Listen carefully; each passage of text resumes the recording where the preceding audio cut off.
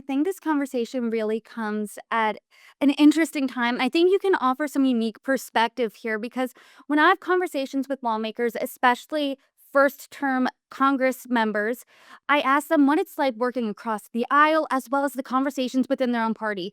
And I'm sure there have been many interesting conversations, especially yesterday during those budget framework negotiations. And the GOP has a slim majority that was on full display last night, couldn't really afford to lose many votes when it came to that. All but one defected when it came to voting for that resolution. No Democrats supported it, though. So, how were those conversations? What did they look like?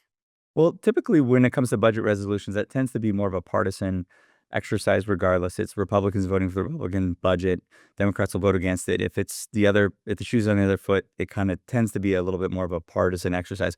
What I will tell you, though, what is interesting as a member of Congress is when you're on the floor of the House and there's these long delays that people are seeing on C-SPAN where they're like, gosh, what's going on? How come this bill is not being gavelled out, which means basically, decided and finished. What's really interesting is I've seen people will come and talk, including across the aisle. Literally, Democrats will go across the aisle, talk to Republicans. Republicans will go across the center aisle and talk to Democrats about legislation that they're proposing. And so, in ways that we can work together, to help our country and help the state of Colorado in my case. And so during those times of lull when we're waiting on the floor of the House, oftentimes that's when a lot of really productive work gets done. So people on TV say, oh, they're just like chatting on the floor. And sometimes it is about kids or family, but oftentimes it's about, hey, I've got this legislative issue that impacts your district. Let's see if we can work together on it, both in the Republican conference and also Republicans working with Democrats. That's really interesting. And I want to get to that first. I love talking about bipartisanship first before we get into, the splits here and the disagreements.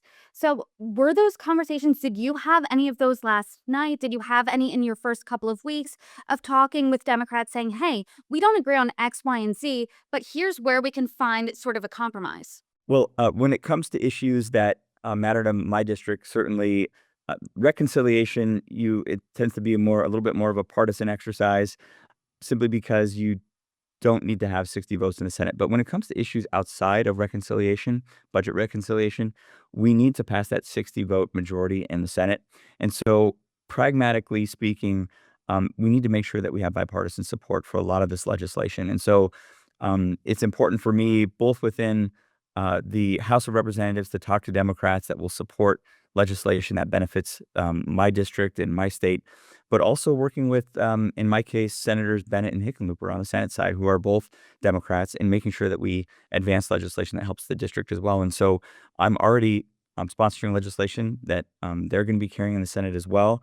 And having those connections, those contacts is really critical. And what I'll also tell you, Brittany, is, we had breakfast this morning as a Colorado delegation, Republicans and Democrats. And that's not something that you're going to see on TV.